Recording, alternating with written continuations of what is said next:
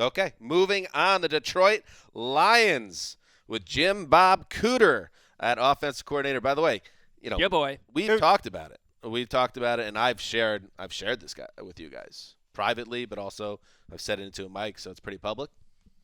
I like this Cooter. And I'm not alone. Cooter for president. Because there is a meme growing out of the Detroit area and the surrounding communities. Jim Bob Cooter for president. You're seeing it on the back of vans. You're seeing it on T-shirts. Terrell Austin, their defensive coordinator, ended a press conference on Thursday by saying Jim Bob for president. Cooter was asked about it during his press conference. Jim Caldwell said today when asked about it, well, he'd definitely win the southern states, which actually checks out. Jim Caldwell made it funny. He know did. Cooter's doing something right when he makes Caldwell funny. He would immediately become the best presidential candidate.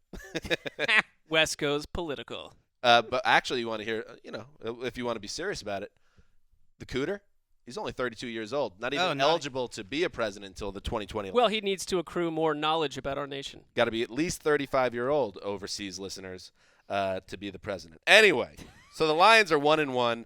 They're a fun 1-1. Everybody's excited. Amir Abdullah out for the year on to IR with a foot injury, which sucks. We don't know if we're going to see him again. But so they're missing that running back, and it was a playmaker.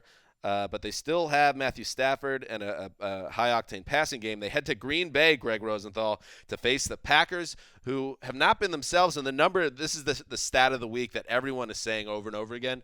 Aaron Rodgers, the best quarterback on the planet, or so we think, has not had a 100 passing rating game in 14 games. I thought you were going to trot out I've seen as a meme a lot of Aaron Rodgers versus Blaine Gabbert over the last 16 games or 10 games, and you guys are like official meme ombudsman this week. Oh, you know what? That's all gonna come crashing down this week, because if the Packers can't get healthy at home against this lousy Lions defense who's missing a ton of players, it's never gonna happen. But the Packers players lock it up, Greg. I could, but it's not an option. They're too easy of a pick this week.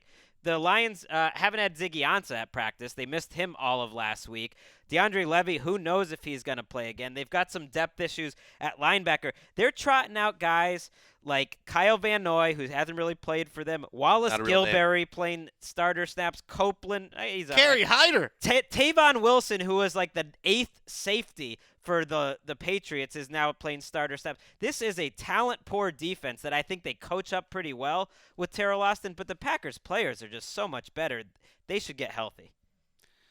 It's a shame for the Lions because after the first week, they look like a team that could be kind of frisky this year. And then, like you say, you lose Ansah and Levy. They're two best players.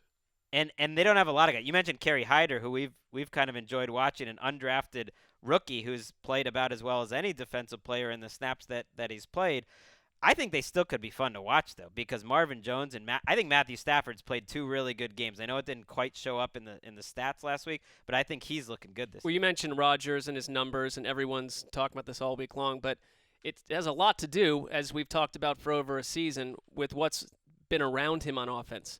I'm not ready with this Aaron Rodgers is no longer he's overrated at this point. Give me a break. Wait, can I just say something? Because I read a piece on the Ringer, Danny Kelly, I believe it was, where he made that same point, this idea that Rodgers has had his weapons stripped away.